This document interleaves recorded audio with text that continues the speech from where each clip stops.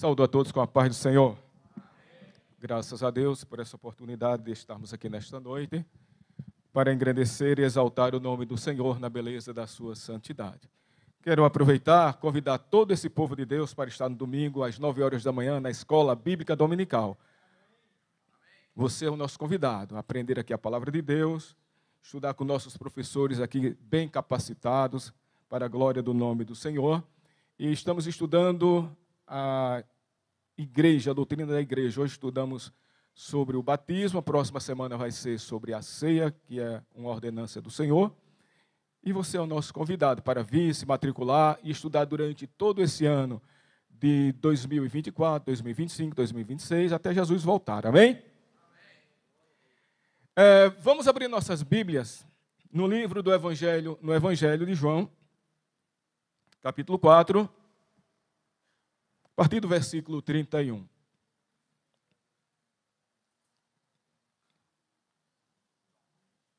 Evangelho de João, capítulo 4, versículo 31. Diz assim: E entretanto os seus discípulos lhe rogaram, dizendo: Rabi, come. Porém ele lhes disse: Uma comida tenho para comer que vós não conheceis. Então os discípulos diziam uns aos outros: Trouxe-lhe porventura alguém de comer? Jesus disse-lhes: A minha comida é fazer a vontade daquele que me enviou e realizar a sua obra. Não dizeis vós que ainda há 4 meses até que venha a ceifa? Eis que eu vos digo: levantai os vossos olhos e vede as terras que já estão brancas para a ceifa. E o que ceifa recebe galardão, e ajunta fruto para a vida eterna, para que assim o que semeia como o que ceifa, ambos se regozijem. Porque nisso é verdadeiro o ditado: um é o que semeia e outro é o que ceifa. Amém? Meus amados irmãos, é interessante essa palavra de Jesus neste evangelho. E o que Jesus sempre faz ou fazia para ensinar os seus discípulos, trazer uma lição. E é certo que nesse capítulo 4 do Evangelho de João, Jesus começa a fazer as suas obras, começa a operar os milagres, e diz a Bíblia no versículo 1 do capítulo 4 de João, que os fariseus começam a tomar conhecimento acerca do que Jesus estava fazendo, realizando, e além do mais, estava batizando. E ao saber disso, Jesus tomar conhecimento dessas coisas acerca dos fariseus, Jesus decide voltar para Galileia.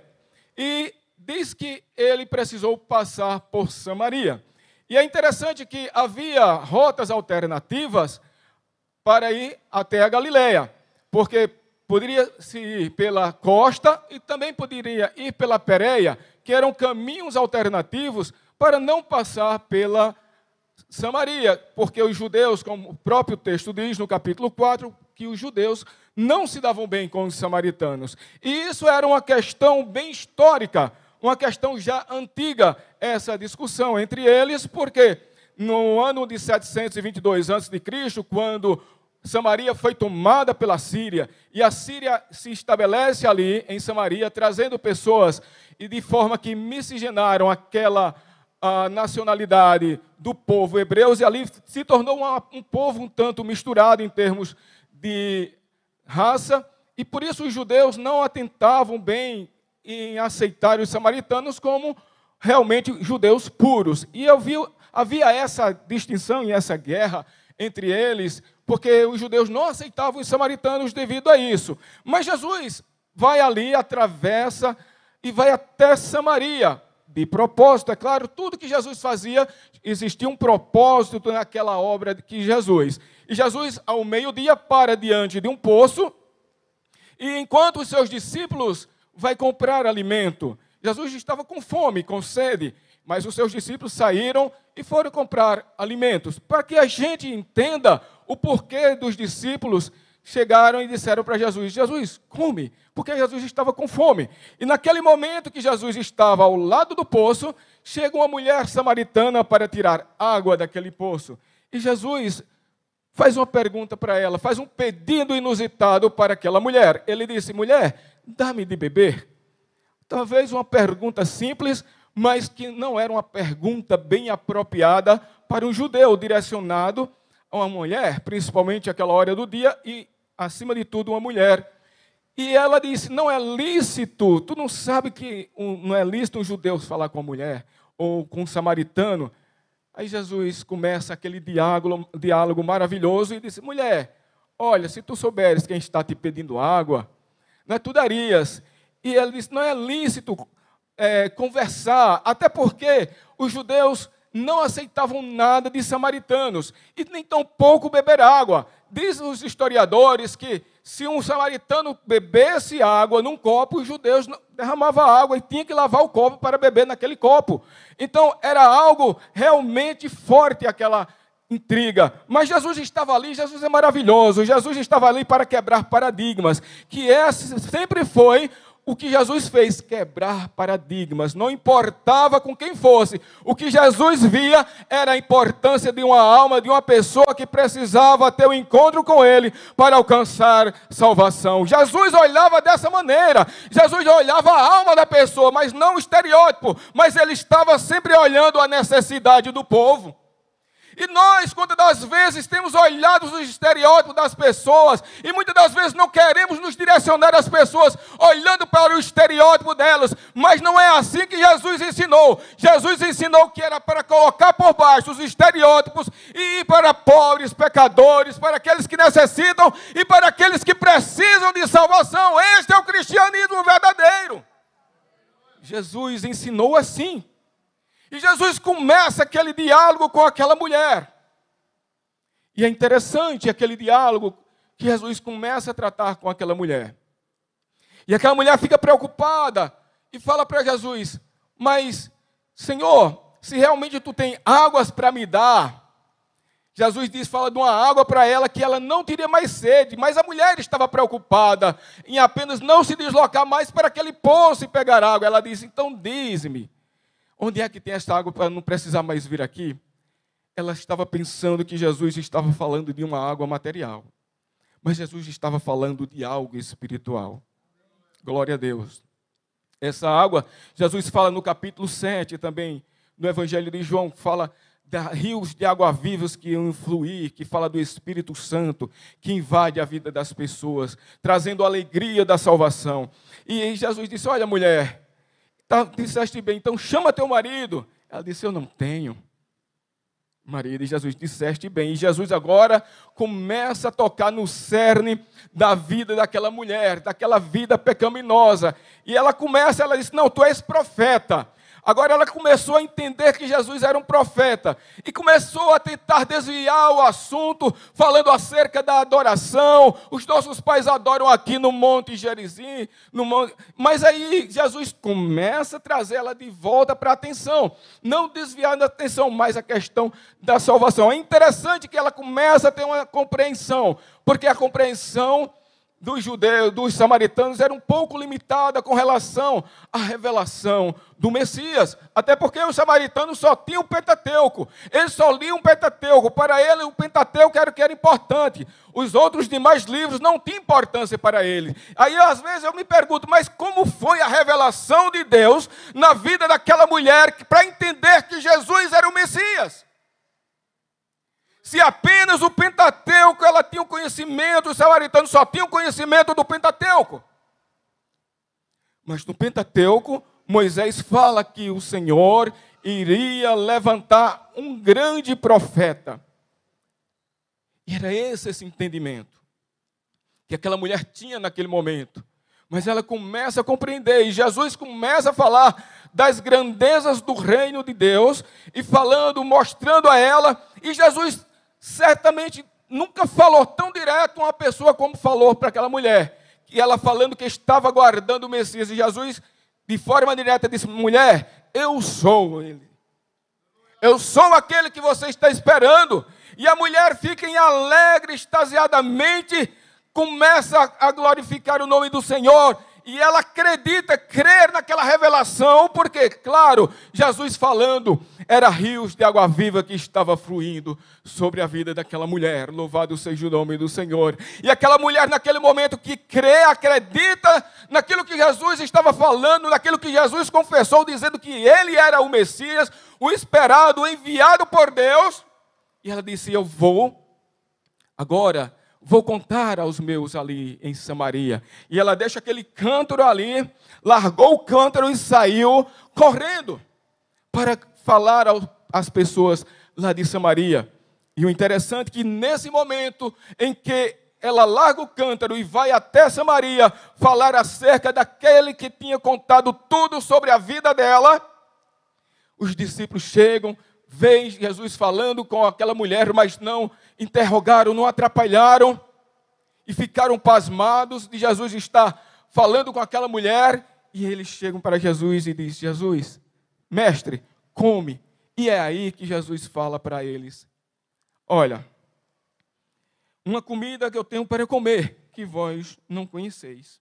Aí os discípulos começam a pensar: alguém deu comida para ele? Eles estavam pensando em algo material, como era comum sempre quando Jesus tratava de algo para aqueles discípulos. E Jesus fazia sempre uma analogia, eles sempre levavam para o lado material. E Jesus sempre o conduzia essas verdades de uma maneira espiritual. Ele disse: não, a minha comida é fazer a vontade daquele que me enviou e realizar a sua obra.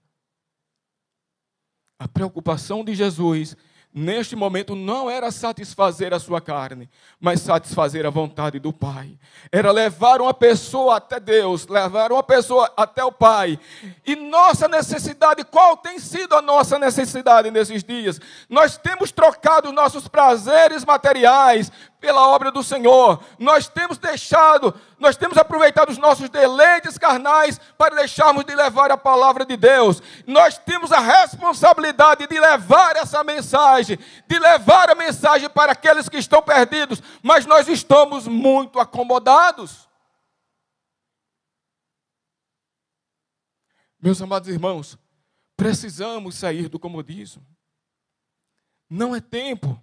Jesus estava preocupado em fazer a vontade do Pai. E nós estamos realmente preocupados em fazer a vontade de Deus?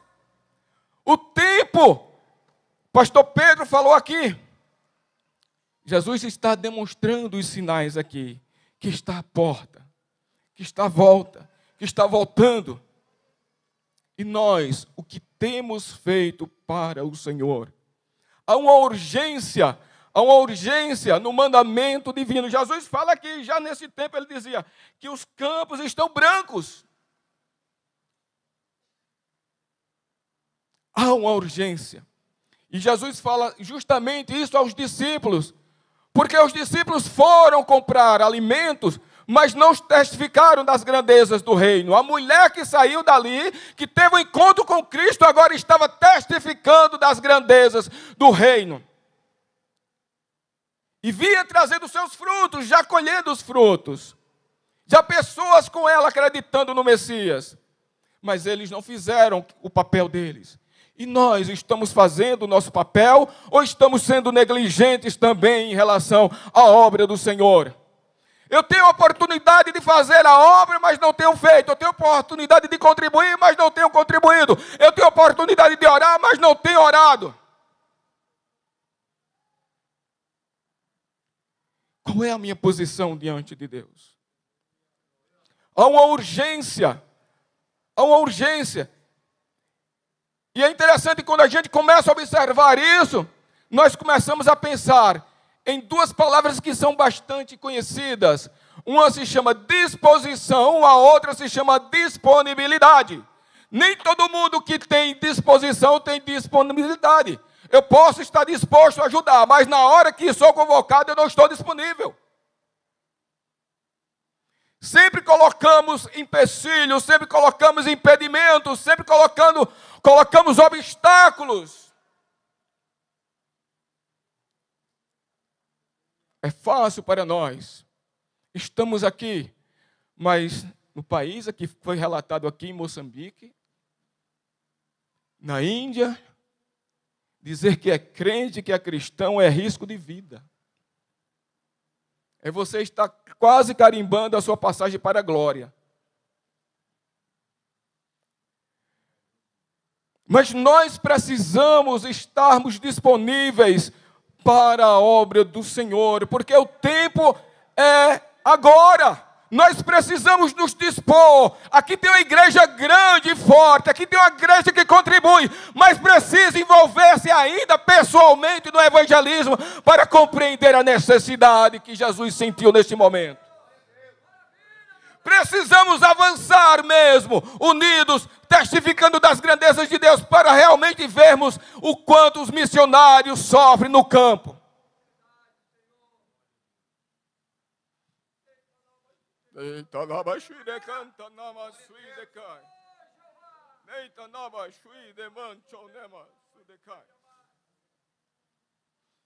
Há uma urgência, há uma necessidade, os campos estão brancos, estão clamando. Aqui tem uma secretaria atuante.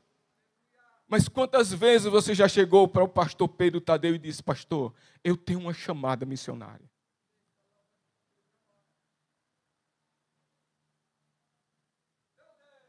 Quantas vezes você sente aquele ardor, mas já chegou para falar com o secretário de missões e começaram a levantar uma campanha de oração aqui por você, para que Jesus realmente confirme e vá para a linha de frente?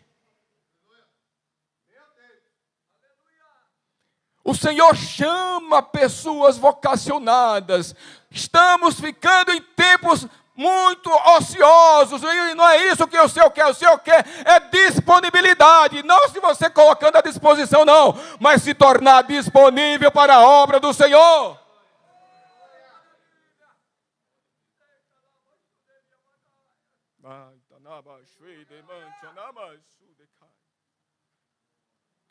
E a urgência é tão grande. E falamos de urgência. Dom Richardson, em seu livro Senhores da Terra, ele conta a história de uma criança chamada Nindique, que era de uma tribo, uma criança de 6 anos.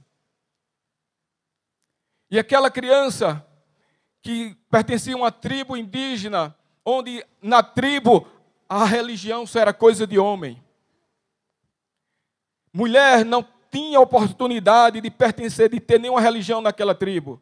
E essa criança, Nindique, uma menina de 6 anos de idade, num dia que estava lá, chuvoso, se preparando para chover, ela de 6 anos de idade começou a dar aqueles trovões, e vocês sabem que na cultura indígena, aqueles trovões é sinal de que os deuses estavam furiosos, e precisava acalmá-los, e ela se assustou com isso, e saiu à procura da sua mãe, que estava na roça, estava na lavoura, e caminhando, correndo à procura da sua mãe, encontrou com outra mulher, e ela perguntou: por minha mãe, cadê minha mãe? E ela disse: está lá no roçado.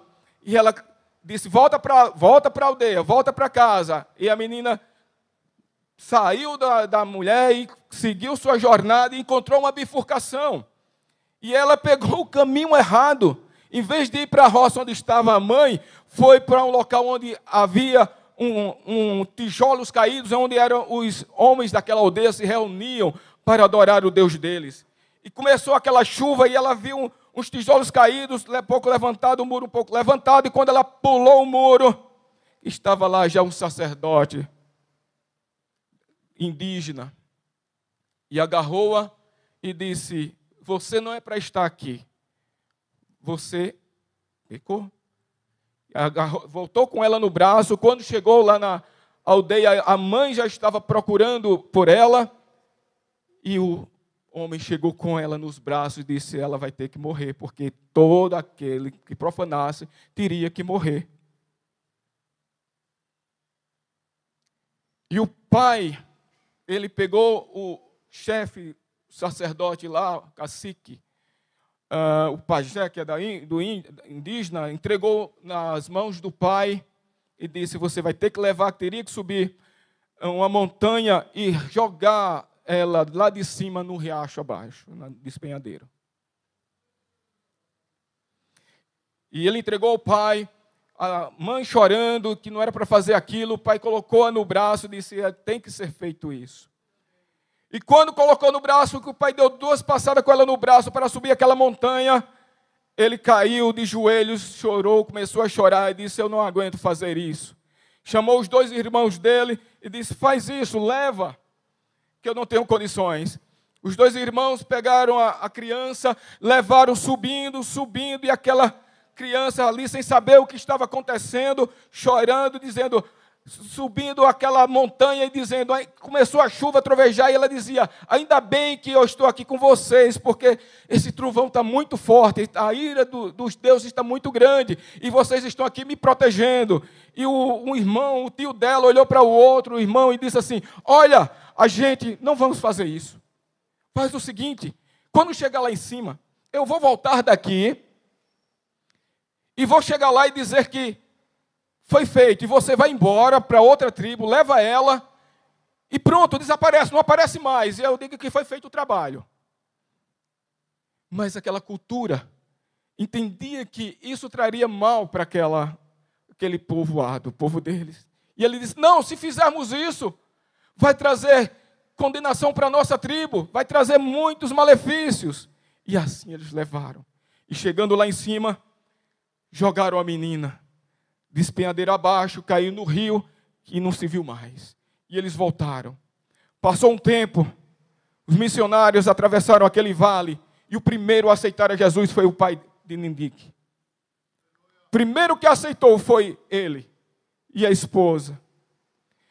E ele conta, Dom Richardson conta que quando teve um momento que o missionário olhou para o pai de Nindique, ele estava olhando para as montanhas, chorando.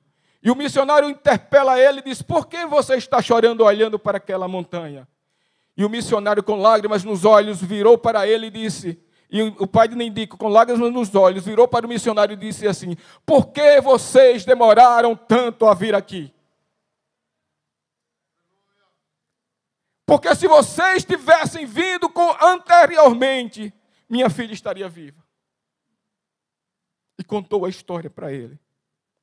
Há uma necessidade de urgência. Talvez para nós não achamos, ou não venhamos achar que não é urgente, mas a vontade do Senhor urge, é agora. Venha fazer parte deste time, desse grupo que está disponível para a obra do Senhor, para ceifar, para plantar, para ceifar. E neste momento eu faço um convite especial para você, meu amado ouvinte, que você ainda não faz parte desse grupo, venha ser um pescador de almas para Jesus. Você que ainda não é crente, faça sua decisão agora, venha para Jesus. Tem alguém nessa noite que não é crente aqui? Faz um sinal só para a gente conhecer. Se tem alguém nessa noite. Os nossos internautas, se você quiser fazer parte desse grupo, abrace a Jesus, aceite a Jesus. E nesta noite eu deixo esse convite para você, meu amado irmão, minha amada irmã. Entre nas fileiras, vamos nos tornar disponíveis para o Senhor, porque o Senhor quer fazer grandes coisas na tua vida e para o reino dele, mais pessoas para o reino de Deus. Que Deus abençoe.